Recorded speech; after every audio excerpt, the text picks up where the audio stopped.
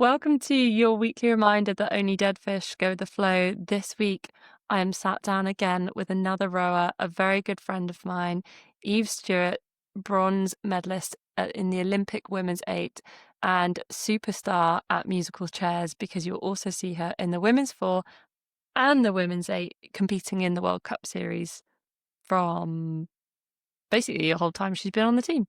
So welcome, Eve, to the podcast. Thank you so much for having me. It's so much easier doing it the second time round when you failed the first time. Yeah, it's good. It all runs so smoothly. When you text me, I was like just having a wee.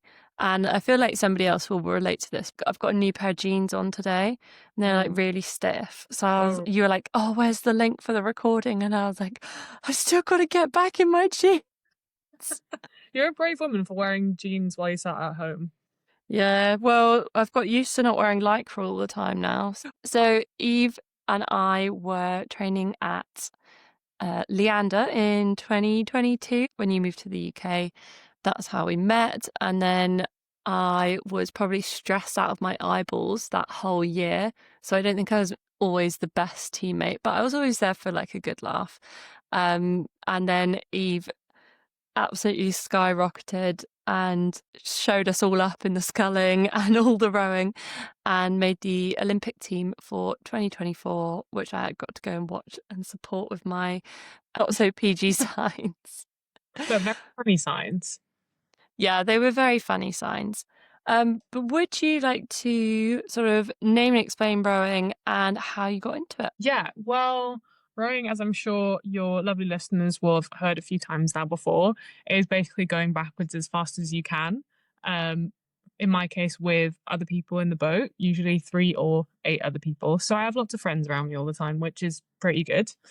I got into rowing after sort of saying I didn't want to row for most of my life. I've always been quite tall, and people often said to me, like, oh, you're tall, you should sit in a boat. And I thought, I really don't want to be yelled at by a little person for how many hours a day.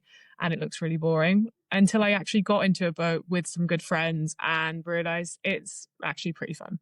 And that was 10 years ago. So time has really flown. Yeah, fast forward, it's crazy. When I talk to people nowadays, and I'm like, oh yeah, I was involved in like high performance sport for like 12 years. Mental. That's mental, isn't it? It is, it's really mental, and it's time flies when you're having fun and sort of maybe being semi-traumatized along the way. Yeah, I was going to say when you're mostly having fun. Do you have a best and a worst part of the sport? The best part, it's kind of cliche, but I used to do athletics, not at a very high level, but just for fun. And when I first moved to rowing, what stood out to me was obviously there are lots of team sports in this world, but there aren't any other team sports, as far as I'm aware, where you literally cross the finish line with your teammates at the same time. And I think just experiencing that for the first time, I was really blown away by like how special it is to train that closely with people. And obviously there are days where someone might really be annoying you, but you're reliant on each other in a way that it's hard, like you're literally in the same boat crossing the line together, you know. So the saying we're all on the same boat genuinely applies on a daily basis. So my favorite thing about the sport is the fact that you get to experience and train and race and sort of live with some of your best friends. I think that's really special. And the flip side to that, or the second thing, would be just being outside, because as much as it's terrible in the British winters, I do feel really lucky not to be sat in an office all day. Yeah, I mean, I don't know what the Dutch winters are like, but you really took one for the team moving over to the UK to come and experience the British winters, because they're pretty miserable and very damp. They really are. I'd say, to be honest, actually, though, the Dutch are probably damper. So Really? it's a slight improvement, but a very minor one. Especially living in the Oxfordshire, Berkshire area where it's got the river sort of running through everything, and you can almost feel the damp in the bottom of the valley, and you're just like, You genuinely can, and in your bones. yeah. Like, I feel like in the winter I'm cold to my bones. So it's great. I love outdoor sport. So what would you say is the worst part, or are we calling the British winter the worst part? It's definitely up there. The worst part, it has to be the blisters though, which again, Mm, boring, but it's just it's just not fun, is no. it? Simple answer, no. Was it me, Matt, and a few others got involved with a charity row the other day, which was called Row for Amelie, who's a young Yeah. girl who had a brain cancer, who sadly died in July. I think by the time this goes out, the GoFundMe or the charity link will be closed at this point, but the rowers got involved with it to sort of raise the profile. And when we went down to get involved with it, Lou, one of the women who'd done the rowathon, she was like, "Is it normal to have a blister on your bum cheek?" And I was like, "Yes." I Yeah, was like, that's "It's not very much just so. hands." It's everywhere. It's relentless, truly. It is. It is. And it's not just like your bum cheek, it's like your under bum as well, like the under boob of your under bum. I've actually, and I've never said this out loud because I really don't want to tempt fate, but I'm sharing it now. I've actually been fortunate enough to never have a bum blister. Oh my God. I had one at uni and it literally, I told the coach that I had like the flu or something, because I just couldn't bear to go and row on it because it was so bad. And I literally just lay on my front for like 2 days straight watching, Oh, and this is such a throwback, watching 90210. Do you oh remember my that show? God.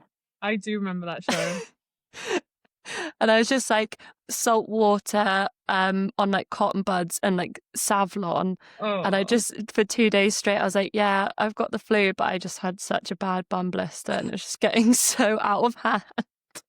honestly. I mean, I've obviously had them on my hands and stuff, so I actually can't even imagine what it's like having one on your bum.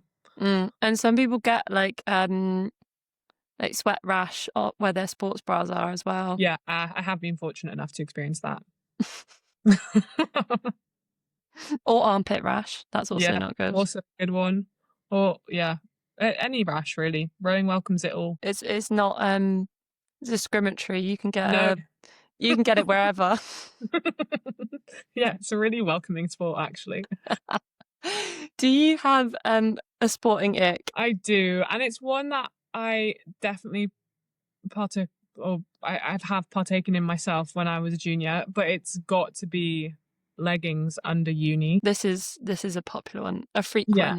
a Yeah. frequent So ick. for anyone who doesn't have a picture of what this looks like, obviously rowing, we row in like a one piece.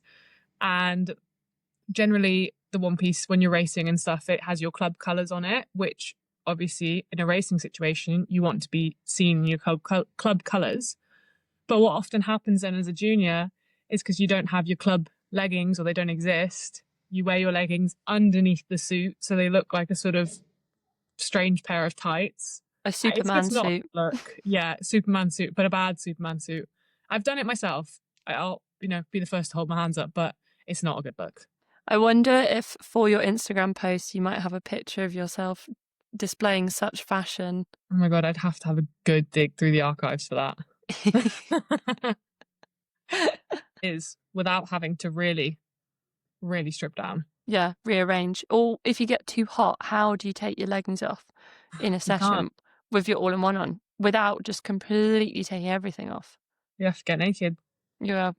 Anyway, what are we dying on the hill about this week, Eve? My dying on the hill is it's not like the it's maybe a bit boring, but I it's the point still stands for me. And that would be to just back yourself or believe in yourself more than anyone else around you and to be comfortable with that being the case.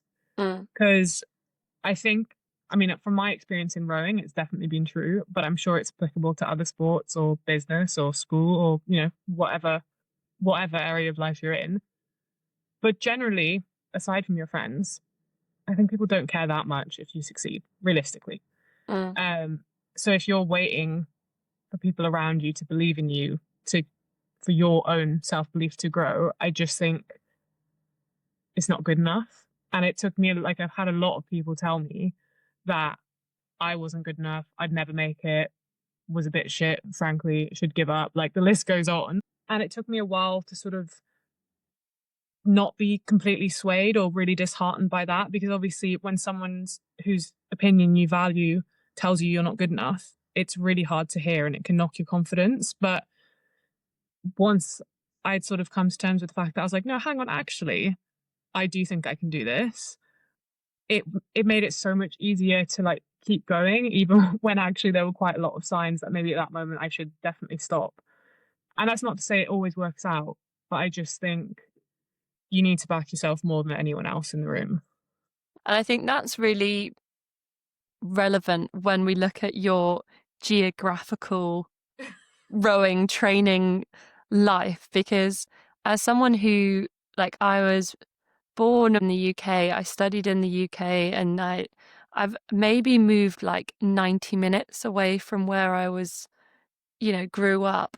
But you were born in the Netherlands and studied in the Netherlands, then you studied in America, and then you've kind of come back to not come back to the UK, but you've arrived at the UK.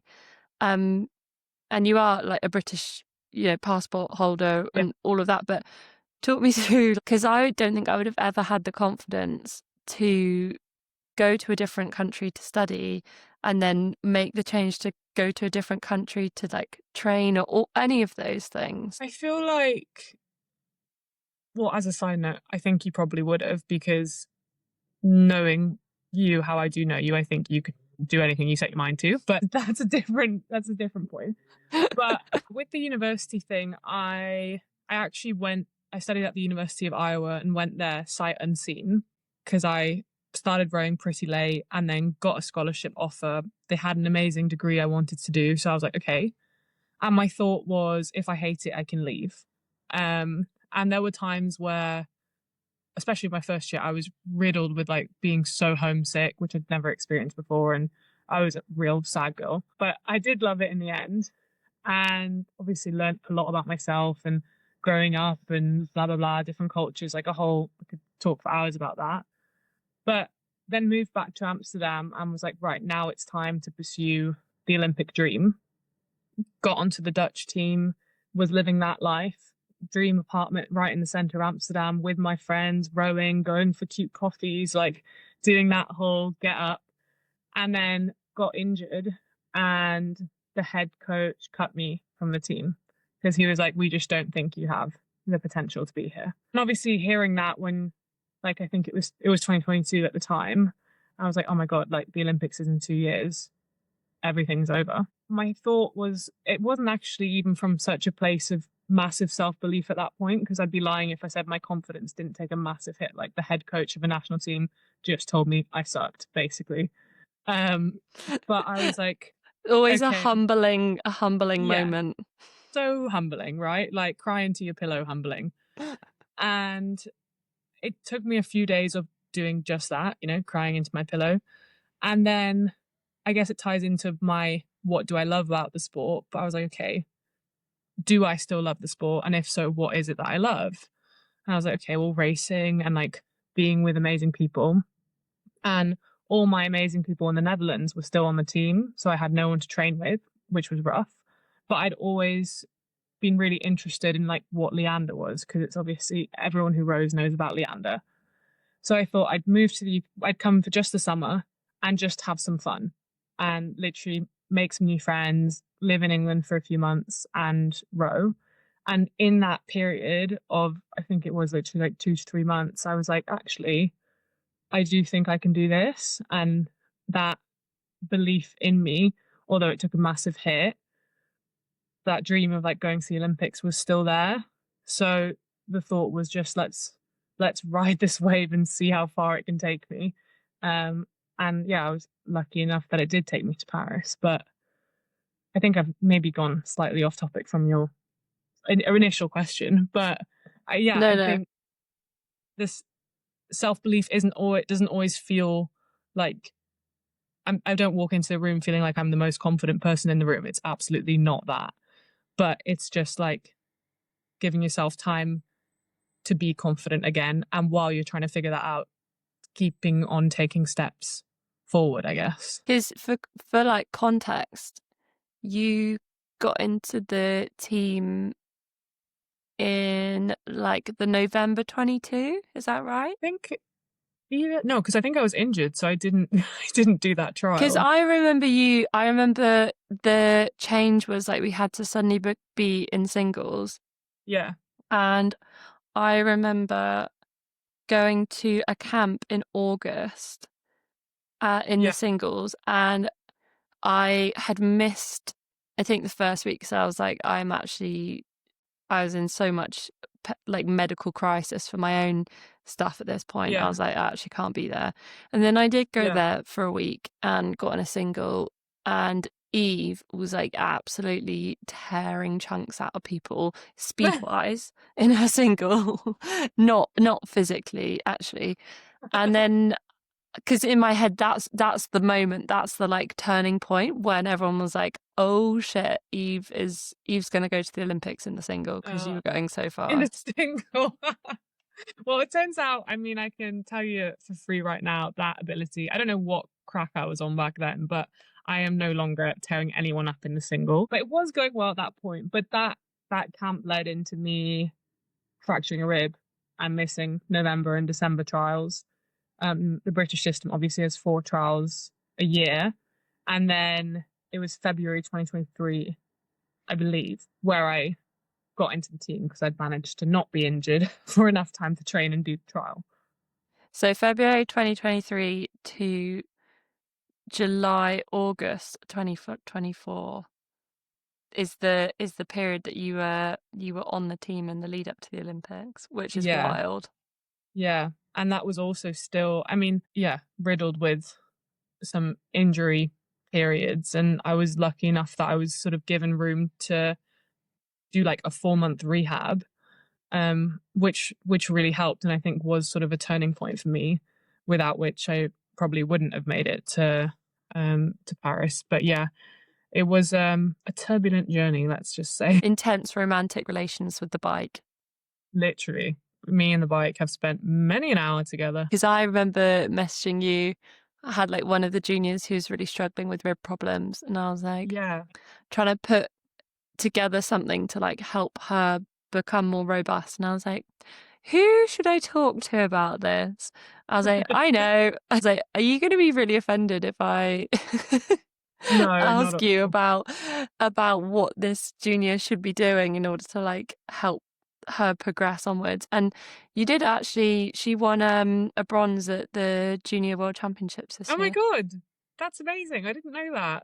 She's That's a Henley finalist and a bronze medal winning in the quad. what a legend. I That's know. that's really cool. Well, I mean, you say like you did say like, oh, I hope I don't offend you, but I'm honestly, I feel like because I mean, people have spent time on the bike for such a multitude of reasons, but anyone who's spent any time on it shares the opinion of it being awful. And we're talking about like the concept to indoor bike situation. It's not fun. So when you asked that, I was just like, yeah, anything. I mean, I'm not the fountain of all knowledge, but I'm very happy to share what little knowledge I do have. But I think it is a skill, and like that self-belief, as you said, you can take it into so many different other walks of life. I've obviously started this podcast thing, and I know you're trying to put yourself out there more and more on like the social media side of things, and it's like just not waiting for someone to be like, yeah, amazing. You're just like getting Yeah, on with it basically. yeah, you're so right. Because I'm not gonna lie, I've just given this whole like nice all these words on self belief in rowing, but it's taken me 10 years to post a video about it. So it's definitely still an area that I'm also working on. Yeah. It's the posting like the videos and stuff online is absolutely crazy, and I've seen like female athletes like starting to put their like lives and their sport and their routines out more and more and more. And I just like love it. And I'm just consuming it all the time. I'm like, yeah, I want to know what's in your bag. Like, Yeah, what are you same. doing? Ooh, I haven't used that tampon before. Cool. Yeah, I'm like, what is going on? So I saw something recently and it was on the Daily Women's Sport Instagram. I think the Daily W Sports is actually their Instagram. And it was about athletes being the new beauty influencers. And I think that's really true in terms of seeing lots of people like showing their makeup before they go on a run club, or um the Alona Mar, as you mentioned, wearing red lipstick on the rugby Yeah, pitch. And I know I used to do race day makeup, which always made me look like a panda when it ran. yeah, but you have to do it. You have to do it. You have to do it, look good, very good. But just as like a quick list, in case anyone else hasn't seen this Instagram post, because I thought it was really interesting. But Glossier, the makeup company, partnered with WNBA, or the Women's NBA. Charlotte Tilbury is partnered with Formula One in the past. Urban Decay, the makeup brand that I think everyone had like that Urban Decay palette back in like, do you know what I Absolutely. mean? Yeah, I do. It's ancient. I think some people are still like using it. The Urban Decay partnered with LA Sparks in 2023. Fenty Beauty have partnered with the Liberty. Sephora have partnered with the Valkyries. And then my favorite, and we've actually recorded this extra just so I can say this because I always say it wrong, but purposefully. But there's a special sun cream that I really like to use, and actually Annie Campbell Ord put me onto this, It and is the best. it is the best. It's correctly pronounced La Roche-Posay. Is that right? I actually never pronounce it right, so I couldn't tell you. No. Anyway, La Roche-Posay are, and this is definitely not being pronounced right, but they are partnered with the US Open in 2022. But amongst our group chat, we call it La Roche-Posay. It just makes sense. It rolls off the tongue. Yeah, everyone's like, have you got any Rishi Pussy sun cream? And this is not an ad or sponsor, because there's absolutely no way they would let me get a sponsorship talking Hey, about it like that. But a girl dream. a girl can dream. But yeah, anyway, I just wanted to get that list in just so I could talk about La Rishi Pussy sun cream. Athletes are going to be the new beauty influencers from 2026 onwards. So Yeah, fingers crossed that materializes. I know. How cool would that be? I think it's great because I mean, anyway, I think the narrative has been like shifting that way, right? That you don't have to be this like there is more than one version of femininity, and it can look however you want it to, and it can be sporty or it can be studious or it can be musical or blah blah blah blah. It can be anything. And I think the fact that we are seeing more and more female athletes that obviously it's fine as well if they don't want to be feminine, but like the ones that do want to be showing themselves with like some of these makeup brands and stuff like that, I just love it. It's so cool to me. Like Ilona, forgive me if I mispronounce her name, but like Ilona Moore or Ma. May Ma, yeah. I even watched a TikTok on how to pronounce her name, but it doesn't sit in my brain. Um, but her like red lipstick on the rugby pitch, like I personally won't be rowing a race with red lipstick on, but I do love it. Like it's just so cool. Can you imagine if you did, and then like the sweat, like just had it all? Then you would look like a vampire. I mean, it would look like something, that's for sure. Or although it would maybe be a good advertisement for like, the 24 Super, hour, yeah, super stay. maybe another day. How have you found making and posting your videos, your Instagram videos, TikTok videos? I'm loving recording and editing and posting and the whole thing for the most part. It does still give me some social anxiety. So um, it is nice when lovely people like yourself, give me a thumbs up and say, Eve, you're not being a complete idiot. It's nice to hear. But I do find it really fun. I was actually, when we were on our pre-world champs training camp, I was with one of the girls and we were talking about some video that I posted. And I remembered that I'd made this documentary when I was like 15 years old for school and it's like me very seriously like talking to a camera, and it's about being your best in sport. And I took it so seriously, and it's like a 15-minute long documentary, which, if you've ever made a video, is like a really long time. Um, but yeah, it's something that I've literally wanted to do since I was 14, and it's taken me 13 years to actually have the balls to do it, which, I'm happy that I'm finally doing it. But yeah, I am enjoying it. I was going to say it's taken like 10 years of exposure therapy through rowing and like having to learn to back yourself and make those decisions It has. to be like, yeah, I can post an Instagram video that takes 15 seconds. I know. How ridiculous is that? How silly is that? But anyway, we got there in the end. I am starting to feel like, I know we mentioned it very briefly earlier, but like you are noticing that we're a bit older than the younger generation these You're days. younger than me.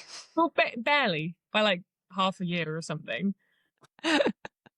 Yeah, true. Suddenly it's like, oh, what's that? On WhatsApp, it's got like the AI button Yeah, now. I'm like, yeah, oh, what is that? yeah. Sound like my nan. Yeah, literally. And then obviously when we were setting up to do this podcast as well, we were like, can you hear me? Yeah, yeah. We got there in the end. We'll move on to some of our other questions because we're actually doing quite well at just yapping at each other. Yes. Do you have a best sporting moment in your journey so far? I do.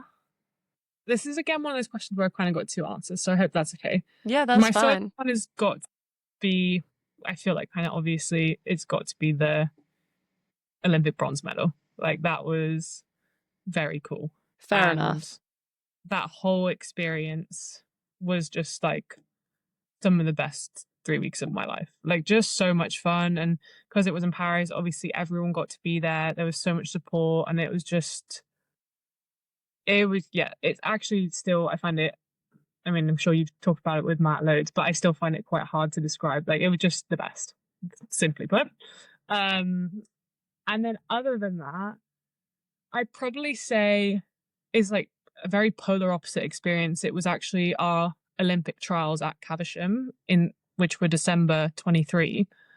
And I was doing them on the back of actually almost being cut from the British team because I'd been injured so much, and they were at a point where everyone was kind of like, we really rate you, but we just don't know if your body can handle the training. So this was kind of like my last chance of like, okay, you have to get healthy enough to do the trial, and then we'll see from there. And myself and Chloe Brew came second against everyone who had gone to world champs the year before and blah, blah, blah. And it was like, there was no one there. I don't even really think like the team, it was obviously very tense because everyone's dreams are on the line. Like it was a very, not alone because I was with Chloe, but like it was an experience that just us two had. There's no crowds. There's like a coach on the sideline with a stopwatch, but no one's cheering. You like boat in silence. The atmosphere was completely different from in Paris, but it was just a moment that meant so much and like literally kept the dream alive. So that's definitely up there as well. Because you and injury have a very intense relationship. We do. An intense ongoing relationship. Yeah. And the way that you manage it and like can keep backing yourself and like keep moving forward is incredibly impressive. Thank you. It doesn't always feel very impressive, but just the sort of, yeah, it just is what it is, I guess. Yeah. The hard situation. I'm actually sitting here right now having spent the last 2 weeks on the bike because I have a sore rib. That turns out not to be a rib, which is really great news. But Oh. yeah, it is an ongoing relationship, and it's just something that is part of my journey, I guess, to put it sort of in a way that sounds less depressing. I mean, Yeah. on to your best fuck up if you can think of one. I assume, is this episode coming out after Franny's one? I think it is going to come out after Okay. Franny's one, and that's a tough act to follow. It is. I was going to say, because Franny's best fuck up is just the best. I mean, Franny is like the queen of stories like that, isn't she? I sadly wasn't there to witness her throwing her lacy red thong at her coach, but I love hearing it every time that it's brought up around the dinner table. Best fuck up is nowhere near as entertaining as that. But it definitely was a fuck up, and it was one where, so for anyone who's ever rowed at Dorney, which is a rowing lake in the UK, it's a 2 kilometer lake, which means it has an end point, as most 2 kilometer lakes do.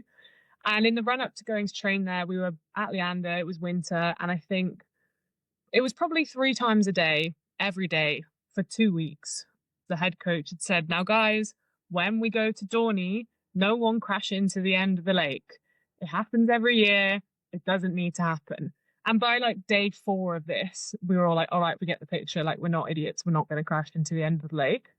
And day 1, I was in a pair with the lovely Susie Deer, and we were rowing along, just chatting about probably something ridiculous and slightly inappropriate. And lo and behold, not only did we row into the end of the lake and the sort of start pontoon that was there, we got ourselves wedged underneath it and stuck. Needless to say, the coach wasn't best pleased. Luckily, neither of us fell in because it was like -2 and December or January. But yeah, that's one of my best fuck ups. I can't remember who it was, but so somebody did this at GB Trials. They rowed basically off the end of the lake onto the start pontoons, which are like floating on the water. And then, so the bow was out of the water and the stern was like in the water, and they had to like boot scoot the boat off of the the landing stage to like get it back into the water, and then just like carried on with their session. Was like, I'll tell people after this weekend's over, but I'm not mentioning it until then. It's just not what you want at all. I actually also, I'm sure she won't mind me saying, but Esme, who you've obviously had on this as well, I'm pretty sure that she and Sam Redgrave also did a similar thing on training camp in a viz where it's that we row in a reservoir, and the water levels obviously go up and down. And I think it was a day where the water was just a bit lower, and they rowed the boat up onto the bank and had to boot scoot their way off this like sandy bank back into the water. Yeah, it's not a good look, but it happens. It happens to everyone, I guess. It happens more often than you would think. That kind of situation. The fact that we move backwards, it's not good for crashing into things. I genuinely think that I used to steer better in like my rowing career, if you like, than I do driving. Oh well, I mean, we spend a lot of time doing it, don't we? Yeah, too much. I do have a best backup that I can make sure you don't feel totally alone with. It's actually a shared fuck up with the lovely Daisy Bellamy, who came on and talked about football multiple weeks back. I'm sure she won't mind me saying this. We always like had a coffee in the break, like between first session and second session. So this was a time where we weren't monitoring our caffeine levels at all, and we drank a full like cafetiere French press that was an 8 cupper between the two of Oh us. my god. And then we boated for a 20k row, which takes like an hour and a half, 2 hours, depending on how fast you're going. And we like boated, got 4k in. We both like, do you need a wee? Lucky it was just a wee, nothing else. You had to have a wee in the boat and then sort of like splash it out and then carry on Oh, 20k with a wet ass. Anyway, the luxury. do you have an Eve mantra or a saying that you go back to day in, day out? Gosh, one that I have used in many of my, and it's not one that I had to touch back on recently, but in the really deep, dark moments of the pits of injury, I've always said to myself, you're not allowed to quit while you're sad, basically, or while you're unhappy. That's not to say that I think we should all not ignore our emotions and just keep trudging on. That's not what I mean by that. I'm a big advocate for mental health. But I think in my scenario, a lot of my injuries where you're on the bike, you're like, oh gosh, sitting on the bike is not why I love this sport. And but this is what this sport looks like for me right now. And saying that was a reminder of like, okay, just get to the point where you're rowing again. And if you don't like it when you're rowing, then you can leave. But I've always got back in the boat and been like, well, actually, this is pretty fun, and continued on. So it's definitely helped me through a lot of yeah, as I said, the harder moments. It's a tricky one when you're faced with that. I think when I left the sport, I think I thought I had more options than I did when I left the sport. Yeah, I feel like your situation is very different. I sort of thought I was going to be taking a bit of a break and that I would come back. And I Yeah. did try and come back. Um, and then I just actually realized that I couldn't do it anymore and I didn't want to do it anymore. But I did still come back and get to go out on the water and be like, actually, this isn't going to work for me. Yeah. And so I do agree with you. Like, if you're not actually doing the sport at the time, if it's like medically and physically possible to do the sport in its, I guess, purest form. Yeah, and obviously that's not, which is why I said this shouldn't be like a blanket statement used for every aspect of life, because sometimes it's not possible to come back and do the sport, or if you're in like a corporate setting, like I'm really not a believer of like dying for the job, uh, at all. But I just think for me, it was those moments where I was like, oh, like I still had the Olympic dream, but I was like, I just am not enjoying this. And I'm devoting all my time into something I'm not enjoying. So it was like trying to find the distinction of like, okay, is it like the sport I'm not enjoying, or is it just my current situation that I'm not enjoying? And it happened to always be my situation. You're like, I just love rowing. Yeah, I do. Unfortunately, I do love it. I do. As much as I like to complain about it, it has brought me a lot of great things. Yeah, I completely agree. I think it's brought me some not so good things, but it's brought me lots of very good things. I'd say it's like 80-20 split. That's pretty good. Yeah, I'm pretty confident it's an 80-20 split. Otherwise, I think I'd be a bit of a hypocrite starting like a women's sport podcast and being Yeah. like, yes, you should definitely get into sport. I used to get into it, but I bloody hated it. But I fucking hated it. No, I think there are so many good parts of it, and like I got into rowing late as well. I got into it when I was 16, and I think about like if I hadn't got into sport and like that environment and that community, like would I just be a tall girl who was really shy all the time, or Yeah, would I have like grown into myself like I have now? yeah, I agree with that. And even on like I remember literally all through school, I just thought I was this like humongous ogre. I was like, I'm massive. And I mean, I wasn't. But at the time, it really felt like it. And it took me starting to row and to be surrounded by all these other like strong, tall, amazing like women to look up to, that I was like, oh my God, like it's actually really cool that I'm really tall. And I don't know how long, as you said, like how long it would have taken me to like come to that conclusion if I hadn't rowed. Got the sport to thank for a lot. Just not the hours on the bike. Just not the hours on the bike, Sophia. Other than not cycling, what is one thing you would like to change in your sport or sport in general? My one thing I'd like to change, and this is maybe a bit of a like sidestep from what we've talked about previously, but we mentioned obviously that I grew up in the Netherlands, and the way that sports work for children there is that school sport doesn't exist. So everything is done with a club. Like no schools have sport teams. But as a result of that, it means that like all the clubs are heavily subsidized by the government and everything's affordable. So I didn't grow up in a very wealthy household at all. It was like single parent income, and like things were quite tough for a lot of my childhood. Um but I was able to get into a sport like rowing, which obviously, especially in the UK, is very much like quite an elite socioeconomic group of people that participate in it. And I do not come from that sort of economic background at all.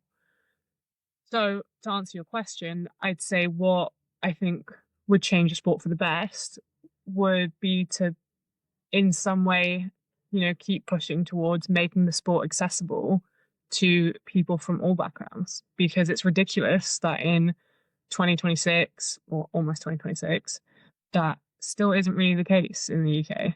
So yeah, that would be my thing. Yeah, I got into rowing when I was 16, but so that would have been about 2012. I got into rowing through Gloucester Rowing Club, so not through school.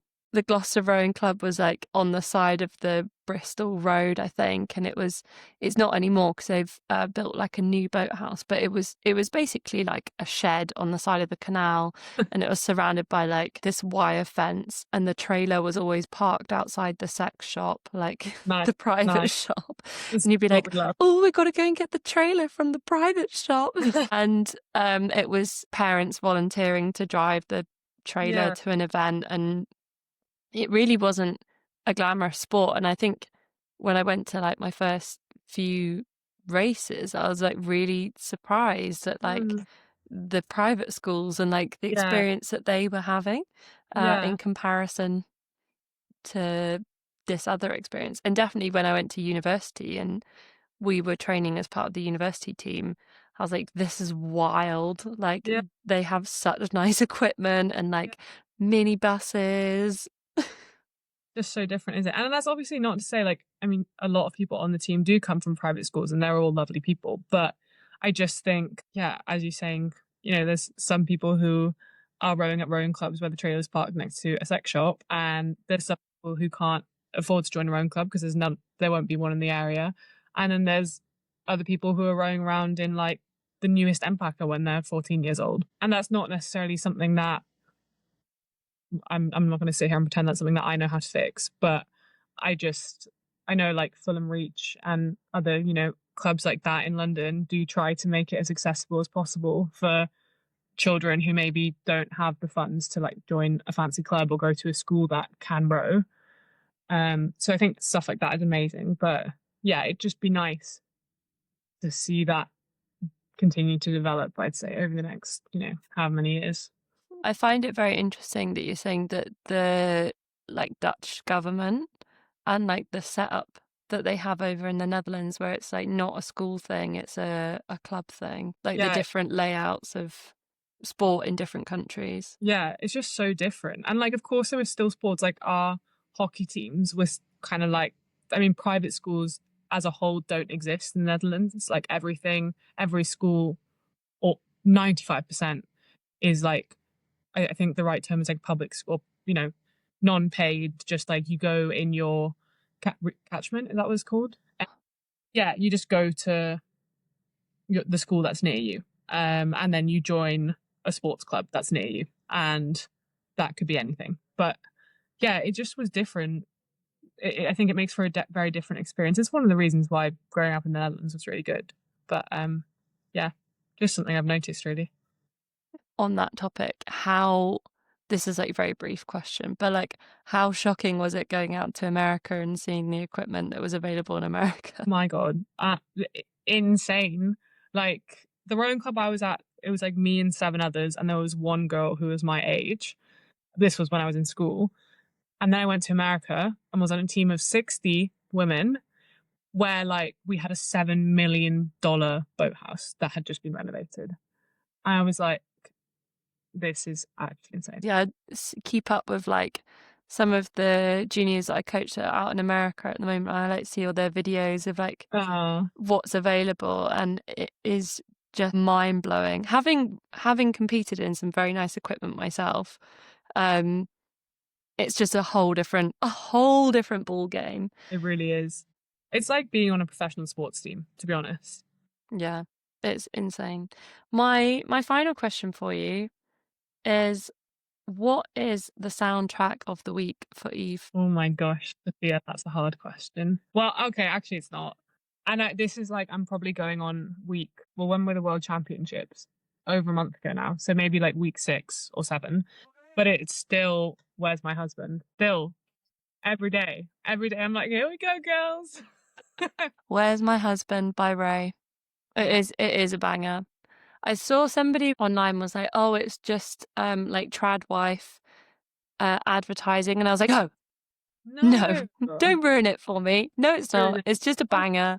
It just is. That song just like makes me want to dance, Like it makes me want to stand on a table and swing my hands around. And have a little boogie. I But, completely agree.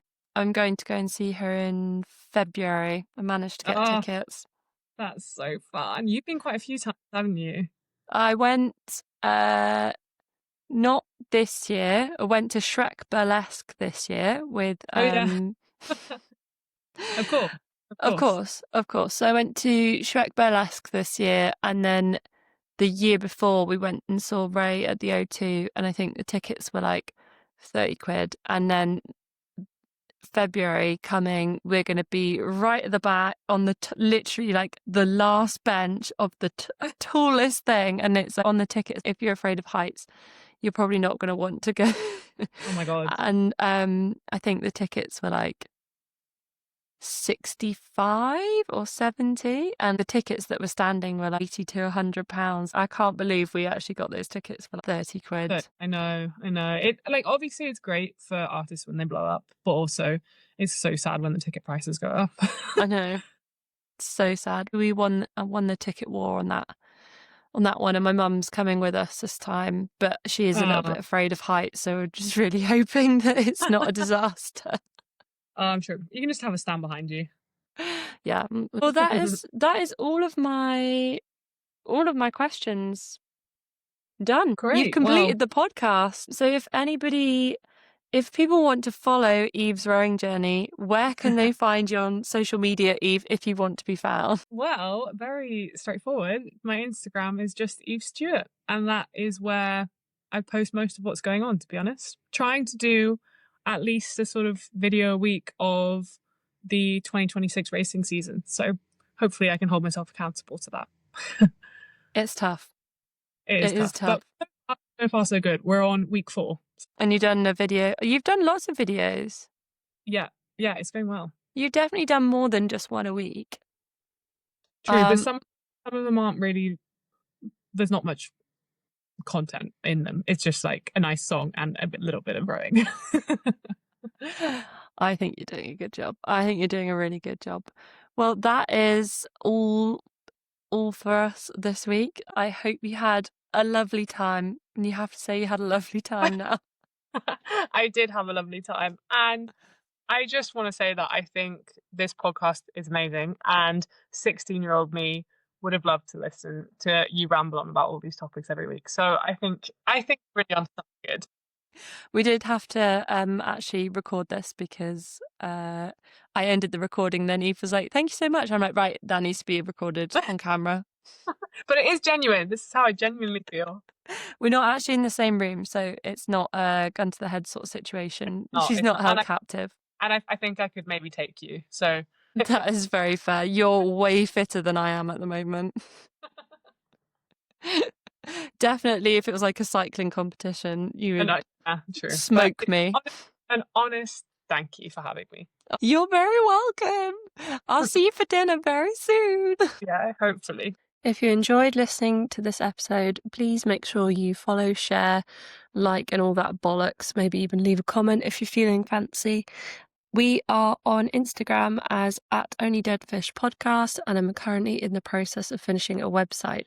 So if you all want to go and ogle that, you're more than welcome to have a look at my best attempts at IT. Thank you for listening, and chat next week. Bye bye.